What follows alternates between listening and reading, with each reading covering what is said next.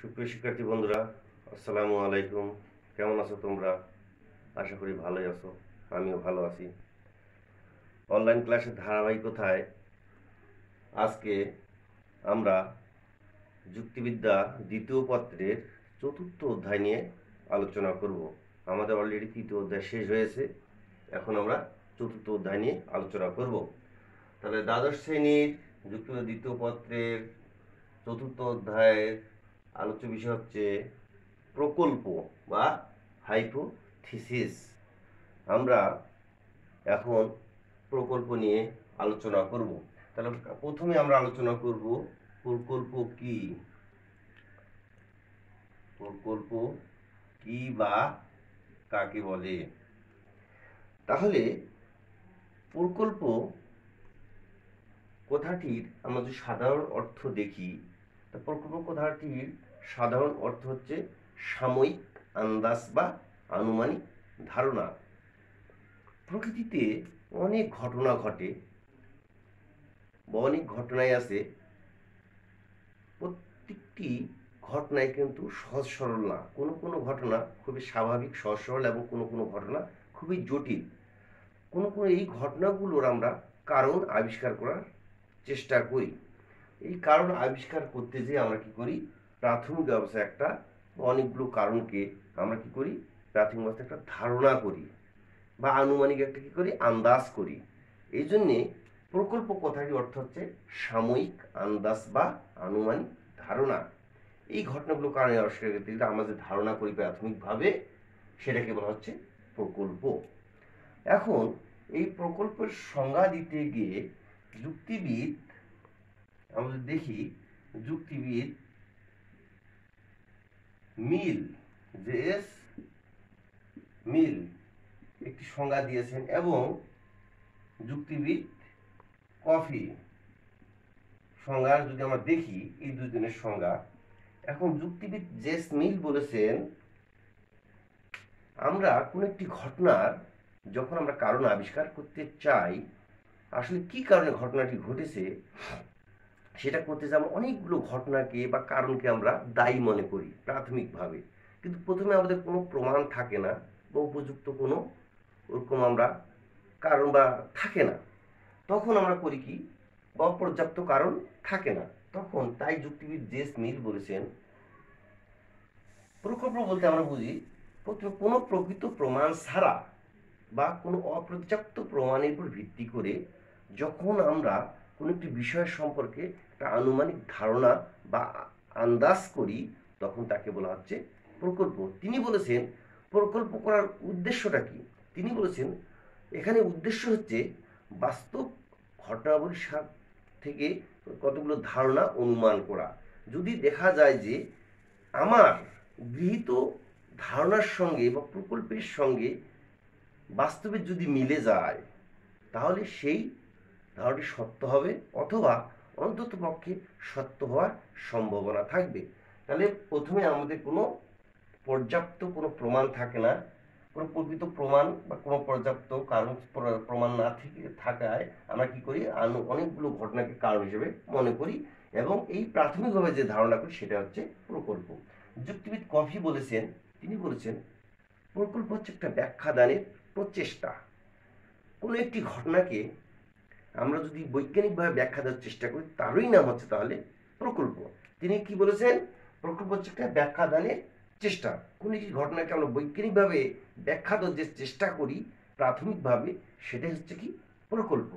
তাহলে এখন আমরা যদি একটি উদাহরণ দেই, তাহলে বিষয়টি ক্লিয়ার হবে। উদাহরণ কিরকম, বিভিন্ন রকম উদাহরণ দেওয়া যায়। ধরো কেউ যদি বাইরে থেকে ঘরে এসে দেখলো তার একটা উপন্যাস বা গল্পের একটা বই সে পাচ্ছে না বা হারিয়ে গেছে, প্রাথমিকভাবে সে মনে করতেছে। তারপর সে বাসায় এসে অনেক খোঁজাখুঁজির পর সে বইটা পেল না। তার সকালবেলা, সে বিকেলে দেখতেছে এই ঘটনা, সকালবেলা তার বন্ধু এসেছিল। সে এখন ধারণা করছে আমার বন্ধু যেহেতু এসেছিল সে নিয়ে যেতে পারে, অথবা কাজের মেয়েটাও নিয়ে যেতে পারে, অথবা আমার ছেলেও হয়তোবা কোথাও লুকায় রাখতে পারে, অথবা আমার স্ত্রীও সেটা বিক্রি করে দিতে পারে। নানা রকম সে অনেকগুলো ঘটনাকে দায়ী মনে করতেছে তার এই উপন্যাসের বইটা হারিয়ে যাওয়ার পিছনে। তাহলে সে অবশ্যই চিন্তা করে অনেকগুলো কারণকে সে দায়ী মনে করতেছে তার উপন্যাসের বইটা হারিয়ে যাওয়ার কারণ হিসেবে। সে অনেকগুলো কারণের মধ্যে সে একটি কারণকে সে জোর দিয়ে বলতেছে, না আমার মনে হয় বন্ধুই নিয়ে গেছে। তারপর সে তার বন্ধুর বাড়িতে গেল, দেখলো এবং সবাইকে জিজ্ঞাসাবাদ করলো, তার স্ত্রীকে, তার সন্তানকে, তার কেউ নেয়নি। কিন্তু তার বন্ধুর বাড়িতে সে যেতে দেখলো তার সেই উপন্যাসে বলে তার বন্ধু নিয়ে গেছে। তখন সে তার বইটি হারিয়ে যাওয়ার জন্য যে প্রকল্প সে মনে মনে আন্দাজ করলো প্রাথমিকভাবে, তার প্রকল্পটি, গৃহীত প্রকল্পটি কি হচ্ছে, সত্যি হিসেবে প্রমাণিত হলো। সে তখন আবার যদি দেখা গেল সেও না নিয়ে থাকে তাহলে কি মিথ্যা হতে পারে। একটি প্রকল্প যদি বাস্তবের সঙ্গে, তার ধারণার সঙ্গে, প্রকল্পের সঙ্গে মিলে যায় তাহলে সেটা সত্যি হবে, তাহলে এই প্রকল্পটাই তার সত্যি হয়ে গেল। যদি তার বন্ধু না নিত তাহলে সেটা মিথ্যা হয়ে যেত। তাহলে প্রকল্প যদি বাস্তব নিজের ধারণার সঙ্গে বাস্তবতার মিলে যায় তাহলে সেটা সত্য হবে, আর যদি না মিলে তাহলে সেটা মিথ্যা হবে। এটা একটা আমরা আরো অনেক উদাহরণ দেওয়া যেতে পারে এই ধরনের। এখন আমরা প্রকল্পের স্তর দেখি। প্রকল্পের স্তর কয়টি বা ধাপ কয়টি? একটা বিষয় সম্পর্কে আমরা যে সিদ্ধান্তে পৌঁছবে, চারটি ধাপ বা প্রকল্প করব, সেটা চারটি ধাপ আছে বা স্তর যাকে বলা হচ্ছে প্রকল্পের। এক নম্বর স্তর হচ্ছে হচ্ছে ঘটনার নিরীক্ষণ, ঘটনা নিরীক্ষণ বা পর্যবেক্ষণ বা অবজারভেশন যাকে বলা হচ্ছে, বা প্রত্যক্ষণ। তাহলে ঘটনা নিরীক্ষণ। দুই নম্বর আমরা বলতে পারি আনুমানিক ধারণা, আনুমানিক ধারণা গঠন, ধারণা গঠন। তারপরে আমরা তিন নম্বর করতে পারি সিদ্ধান্ত গ্রহণ, সিদ্ধান্ত গ্রহণ। চার নম্বর হচ্ছে যাচাইকরণ বা যাচাই যোগ্যতা, যাচাই করণ বা যাচাই যোগ্যতা। এখন ঘটনার নিরীক্ষণ, তার প্রকল্পের পরীক্ষা যদি আসে, প্রকল্পের স্তর কয়টি? প্রকল্পের স্তর হচ্ছে চারটি। এই চারটি প্রাথমিক অবস্থা কি? ঘটনা নিরীক্ষণ। আমরা যে ঘটনাটি প্রকল্প মানে কোনো একটি ঘটনার আমরা যদি ব্যাখ্যা করতে চাই বা তার কারণ আবিষ্কার করতে চাই, তো প্রাথমিক অবস্থায় আমরা কি করি? ঘটনাটি নিরীক্ষণ করি বা অবজারভেশন করি। আসলে ঘটনাটা কিভাবে ঘটলো আমরা সেটা দেখি, তারপরে সেই ঘটনাটি ঘটার অনেকগুলো কারণকে আমরা মনে মনে কি কারণ হিসেবে দায়ী করি। এরকম আনুমানিক একটা আমরা ধারণা গঠন করি অনেকগুলো, তারপর সিদ্ধান্ত গ্রহণ করি, তারপরে আমরা একটি বিশেষ সিদ্ধান্ত গ্রহণ করে থাকি। এই সিদ্ধান্ত গ্রহণ করার পর সেই সিদ্ধান্তটি আমরা কি করি? যাচাই করি। কি করি? যাচাইকরণ। সিদ্ধান্তটি যদি আমার যে গৃহীত প্রকল্পটি যদি বাস্তবের সঙ্গে মিলে যায় তাহলে সেটা হচ্ছে যাচাই করে দেখলাম আমার সিদ্ধান্তটি বা গৃহীত প্রকল্পটি যদি বাস্তবের সঙ্গে মিলে যায় তাহলে সেটা সত্যি হলো, আর যদি না মিলে তাহলে সেটা মিথ্যা হবে গৃহীত প্রকল্প। এখন প্রকল্প কত প্রকার? প্রকল্পের প্রকার, অনেক সময় নৈবেদিক প্রশ্ন, প্রকল্প কত প্রকার? প্রকল্প হচ্ছে তিন প্রকার। একটি হচ্ছে নিয়ম সংক্রান্ত প্রকল্প, দুই নম্বর হচ্ছে কর্তা সংক্রান্ত সংক্রান্ত প্রকল্প, তিন নম্বর হচ্ছে বস্তু বিন্যাস সংক্রান্ত, বস্তু বিন্যাস সংক্রান্ত প্রকল্প। তার প্রকল্প হচ্ছে তিন প্রকার, মাথায় রাখবা, কারণ এটা প্রশ্নের সময় আসে প্রকল্প কত প্রকার। এটা প্রকল্প তাহলে তিন প্রকার, একটা নিয়ম সংক্রান্ত প্রকল্প, কর্তা সংক্রান্ত প্রকল্প, আর একটা হচ্ছে বস্তু বিন্যাস সংক্রান্ত প্রকল্প। এই তিন প্রকার প্রকল্প।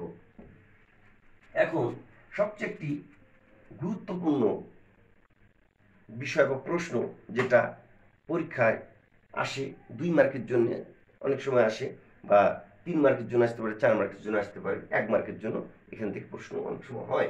যেমন বৈধ প্রকল্পের শর্ত, বৈধ প্রকল্পের শর্ত সমূহ কি কি?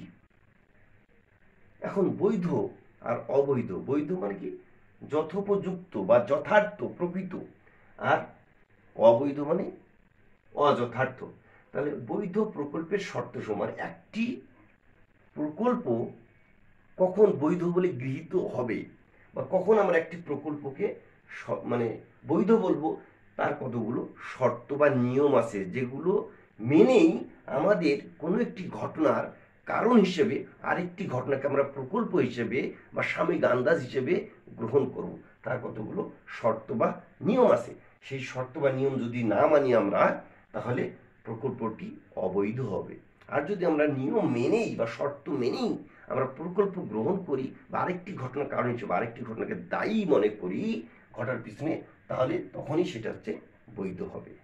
তাহলে বৈধ প্রকল্প আমরা বলতে কি বুঝি, বা বৈধ প্রকল্পের শর্ত বলতে এমন একটি ঘটনার কারণ হিসেবে আরেকটি ঘটনাকে প্রকল্প হিসেবে গ্রহণ করতে হবে যেটা আজগবি হলে হবে না, আত্মবিরুদ্ধে হলে হবে না, বা স্ববিরোধী হলে হবে না, যৌক্তিক হতে হবে, মানে অযৌক্তিক হওয়া যাবে না, প্রাসঙ্গিক হতে হবে, বাস্তবের সঙ্গে সঙ্গতিপূর্ণ হতে হবে, আর হচ্ছে যাচাইযোগ্য হতে হবে বা পরীক্ষণমূলক সমর্থন থাকতে হবে।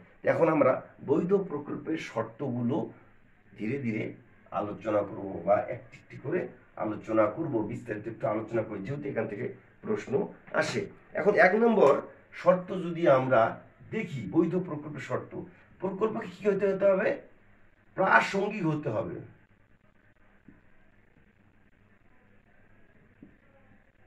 হতে হবে, অপ্রাসঙ্গিক বা অযৌক্তিক বা আজগবি হলে চলবে না। তাহলে প্রাসঙ্গিক হতে হবে, আজগবি বা অযৌক্তিক হওয়া যাবে না। কেমন, এখন ধরো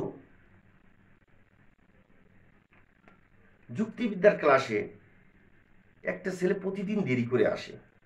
তারপরে আমি তাকে জিজ্ঞাসা করলাম, তুমি কেন দেরি করে আসলা বা আসো, আজকে কেন দেরি করলা? তখন সে উত্তর দিল, স্যার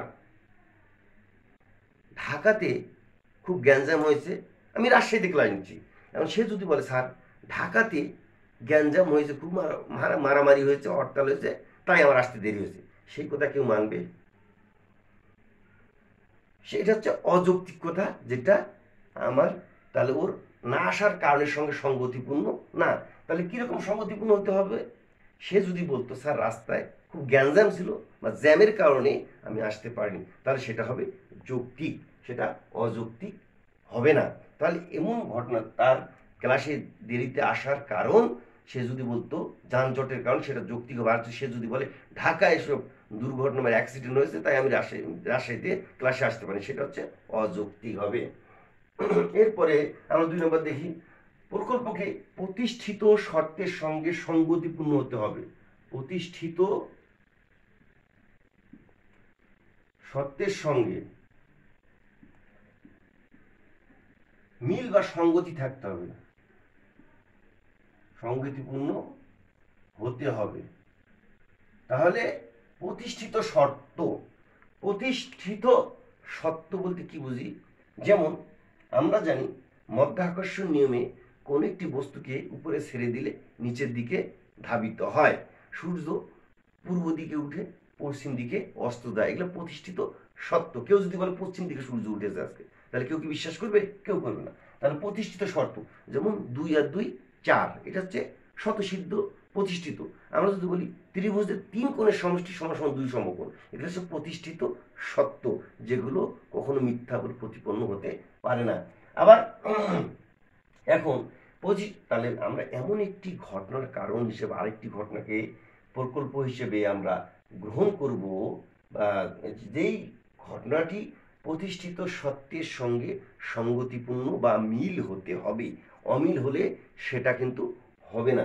উদাহরণস্বরূপ আমরা বলতে পারি, এখন কেউ সকালে ঘুম থেকে উঠে সে যদি দেখে গাছের আমগুলো অথবা লিচুগুলো বা কলাগুলো সে যদি দেখে নাই, ধরো সে দেখতেছে নাই, সে এখন যদি এই আমগুলো হারিয়ে যাওয়ার কারণ হিসেবে সে যদি বলে আকাশে উড়ে গেছে, আম আকাশে উড়ে গেছে, তাহলে এই ধরনের কথা বলা যাবে না, যা প্রতিষ্ঠিত সত্যের বিরোধী বা নিয়মের বিরোধী বা বিপরীত, এই ধরনের কথা বলা যাবে না। কারণ আমরা জানি মধ্যাকর্ষণ নিয়মে কোনো বস্তুকে উপরের দিকে যদি ছেড়ে দেওয়া হয় তাহলে সে নিচের দিকে পতিত হয়। তাহলে এইটা যদি আমরা বলি, তাহলে সে যদি বলতো আমগুলো হয়তো বা চড়ে নিয়ে গেছে বা হয়তো বা মাটিতে পড়ে আছে, তাহলে সেটা হচ্ছে কি প্রতিষ্ঠিত সত্যের সঙ্গে সঙ্গতিপূর্ণ হতো। আর যেহেতু সে আকাশে উড়ে যাওয়ার কথা, সেটা হচ্ছে অসঙ্গতিপূর্ণ। এই ধরনের ঘটনাকে প্রকল্প হিসেবে আমরা মনে করতে বা গ্রহণ করতে পারি না বা করা যাবে না। এখন 3 নম্বর দেখি, 3 নম্বরটা হতে যাচাইযোগ্য হতে হবে। প্রকল্পকে যাচাইযোগ্য।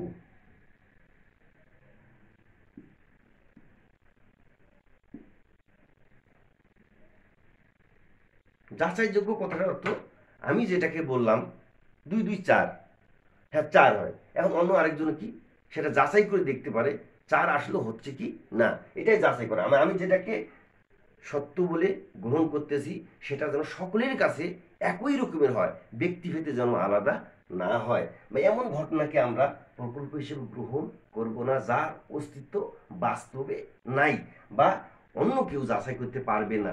এখন আমি দেখতেছি আমার সামনে একটা ভূত বা কিছু ঘুরে বেড়াচ্ছে, এখন অন্যের সামনে সেটা কেউ দেখতে পাচ্ছে না, তাহলে এই ধরনের ঘটনাকে প্রকল্প হিসেবে গ্রহণ করা যাবে না। তাহলে প্রকল্প গ্রহণ, কোন একটি ঘটনার প্রকল্প গ্রহণ করার ক্ষেত্রে এমন ঘটনাকে প্রকল্প হিসেবে গ্রহণ করতে হবে যাতে আমি ছাড়াও অন্য ব্যক্তি সেটাকে প্রকল্প হিসেবে কি করতে পারে, গ্রহণ করতে পারে বা যাচাই করার ক্ষমতা থাকতে পারে। যেমন এখন ছেলে হারিয়ে যাওয়ার কারণ হিসেবে আমি যদি বলি তাকে ভূতে নিয়ে গেছে বা জিনে নিয়ে গেছে, তাহলে এই ধরনের ঘটনাকে বা কারণকে আমরা যাচাই করতে পারবো না। সেটা আমার কাছে হতে পারে কিন্তু অন্য কেউ যাচাই করা সে পারবে না, তাহলে এই ধরনের ঘটনাকে প্রকল্প হিসেবে গ্রহণ করা যাবে না। তাহলে 3 নম্বর গেল। এরপরে আমরা যদি 4 নম্বর দেখি, বাস্তব ঘটনা ভিত্তিক হতে হবে বা বাস্তব ভিত্তিক হতে, প্রকল্পকে বাস্তব ভিত্তিক বা বাস্তব ঘটনা ভিত্তিক হতে হবে বা বাস্তবে কারণ থাকতে হবে। এমন ঘটনাকে আমরা প্রকল্প হিসেবে গ্রহণ করব না যার কোনো বাস্তবে কোনো অস্তিত্ব নাই। তাহলে যে কোনো ঘটনাকেই আমরা প্রকল্প হিসেবে আরেকটি ঘটনার কারণ হিসেবে আরেকটি ঘটনাকে দায়ী করি না কেন বা প্রকল্প হিসেবে গ্রহণ করি না কেন, তার একটা বাস্তব অস্তিত্ব থাকতে হবে এবং বাস্তব ভিত্তিক হতে হবে ঘটনাটি। বাস্তব ভিত্তিক কীরকম, এখন আমরা যদি গ্রামে কোনো একটা বা লোক অসুস্থ হয়, এখন আমরা যদি বলি তাকে ভূতে বা জিনে ধরেছে বা কোনো একটা ছেলে হারিয়ে গেছে, ভূতে নিয়ে গেছে বা জিনে নিয়ে গেছে, বা রাতে শুয়ে আছে কেউ মশারি নাই হয়ে গেছে, সে বলতে কেউ মশারি ভূতে বা জিনে নিয়ে গেছে, এই ধরনের ভূত পেতে বা এই ধরনের কথাবার্তা বলা যাবে না যার অস্তিত্ব বাস্তবে নাই। আরেকটি ঘটনা ঘটার পিছনে যার কোনো অস্তিত্ব বাস্তবে আমরা খুঁজে পাবো না, এই ধরনের ঘটনাকে প্রকল্প হিসেবে গ্রহণ করা যাবে না। এখন আমরা যাই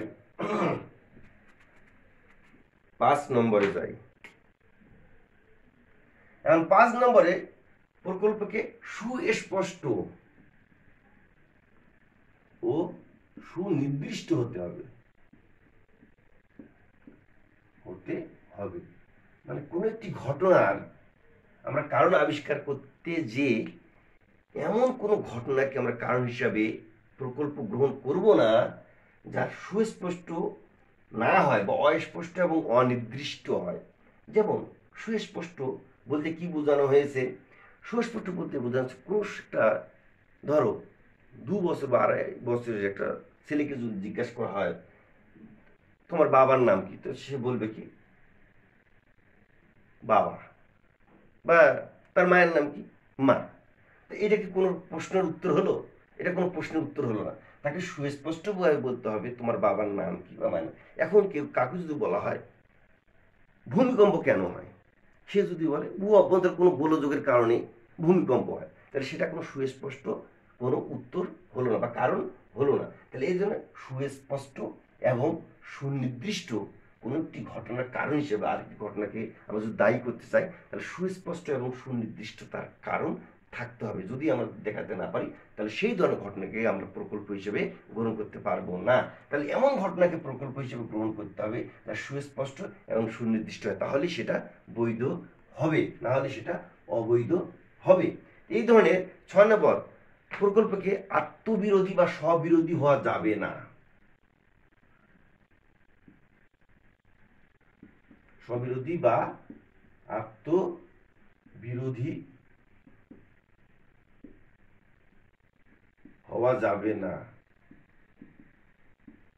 যদি কোনো একটি ঘটনার কারণ আবিষ্কার করতে যেয়ে আমরা এমন আরেকটি ঘটনাকে কারণ হিসেবে দায়ী করি যা আত্মবিরোধী বা স্ববিরোধী, তাহলে সেটা অবৈধ হবে। তাহলে আমার এমন একটি ঘটনাকে আমার কারণ হিসেবে দায়ী করব যা আত্মবিরোধী নয় বা স্ববিরোধী নয়, এর ধরনের ঘটনাকে আমরা কারণ হিসেবে দায়ী করব। এখন আমরা যদি একটু উদাহরণ দেই, স্ববিরোধী বা আত্মবিরোধী জিনিসটা কি, একটা উদাহরণ দিই। কেউ যদি বলে, আমরা জানি ঠান্ডা যদি কারো লাগে, সে যদি আইসক্রিম খায় তাহলে তার ঠান্ডাটা বেশি হয়, বা কেউ যদি পান্তা খায় তাহলে তার ঠান্ডাটা বেশি লাগে। এখন আবার যদি কেউ যদি বলে আমি একই সঙ্গে লম্বা এবং খাটো, তাহলে এটাকে বলা হচ্ছে কন্ট্রাডিকশন বা আত্মবিরোধী বা স্ববিরোধী। তাহলে এই ধরনের ঘটনাকে আমরা এই ধরনের ঘটনা কারণ হিসেবে মনে করতে পারি না। তাহলে আত্মবিরোধী, এখন কারো ঠান্ডা লাগার কারণ হিসেবে সে যদি বলে আইসক্রিম খাওয়াতে আমার ঠান্ডা সেরে গেছে বা ভালো হয়ে গেছে, বা জ্বর বা সর্দি ভালো হয়ে গেছে অতিরিক্ত ঠান্ডা খাওয়াতে, ঠান্ডা এমনি সর্দি লেগেছে, সে যদি বলে আমি অতিরিক্ত ঠান্ডা খাওয়ায় আমার সর্দিটা ভালো হয়েছে, তাহলে এই ধরনের ঘটনা কেউ বিশ্বাস করবে? এটা হচ্ছে স্ববিরোধী কথা। আবার কেউ যদি বলে আমার দুধ খাওয়াতে আমার আমাশা সেরে গেছে, কারণ আমরা জানি দুধ খেলে আমাশাটা বেশি হয়, তাহলে এই ধরনের কথা বলাতে আমরা যেগুলো হচ্ছে আত্মবিরোধী বা স্ববিরোধী, তাহলে এই ধরনের ঘটনাকে আর কি ঘটনা কারণ হিসেবে প্রকল্প হিসেবে গ্রহণ করা যাবে না, যেটা বৈধ প্রকল্প হবে না। তাহলে এই ধরনের ঘটনাকে আমরা কারণ হিসেবে মনে করব যেগুলো আত্মবিরোধী বা স্ববিরোধী নয়, তাহলে সেটা। আবার আজগুবি হওয়া যাবে না, যেটাকে বলে আজগুবি মানে কি, আজগুবি কোনো কথাবার্তা যেটা হচ্ছে প্রাসঙ্গিকের মতোই, তাহলে যৌক্তিক হতে হবে। কোনো একটি ঘটনার কারণ হিসেবে আরেকটি ঘটনাকে আমরা যদি দায়ী করি তাহলে সেটাকে যৌক্তিক হতে হবে, আজগুবি হওয়া যাবে না। আবার আমরা যদি দেখি ঘটনার প্রকল্পের জন্য কি হচ্ছে, পর্যাপ্ত হতে হবে। কোনো একটি ঘটনাকে পর্যাপ্ত হতে হবে, আর নম্বর কি, পর্যাপ্ত হতে হবে। তাহলে কোনো একটি ঘটনার কারণ হিসেবে আমরা আরেকটি ঘটনাকে প্রকল্প হিসেবে গ্রহণ করি, সেই ঘটনাটি যেন আমার গৃহীত ঘটনাটিকে ব্যাখ্যা করতে পারে, বা যে কারণটাকে আমরা দায়ী করছি সেই কারণটা গৃহীত প্রকল্পটি যেন এই ঘটনা আলোচ্য ঘটনাটিকে ব্যাখ্যা করার মতো সেরকম পর্যাপ্ত তার ক্ষমতা থাকতে পারে, এবং বিরোধী বিকল্পগুলোকে সে মিথ্যা প্রতিপন্ন করতে পারে। এই ধরনের কারণকে আমরা প্রকল্প হিসেবে গ্রহণ করব। যদি আবার প্রকল্প কারণটা দুর্বল হয়ে যায় তাহলে প্রকল্পটা অবৈধ হয়ে যাবে। এই ধরনের ঘটনাকে পর্যাপ্ত হতে হবে আমরা আলোচ্য ঘটনাটিকে ব্যাখ্যা করার জন্যে। তাহলে আমরা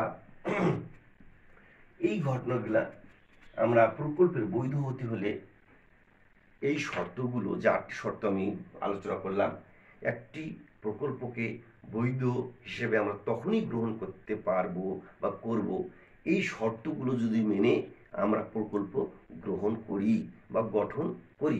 একটি ঘটনা কি কারণে ঘটলো এর কারণ হিসেবে এই শর্তগুলো মেনেই আমাদের আন্দাজ বা ধারণা গঠন করতে হবে, তাহলে প্রকল্পটি বৈধ বলে সকলের কাছে গ্রহণযোগ্য হবে। আর আমরা যদি না করি তাহলে প্রকল্পটি অবৈধ হবে।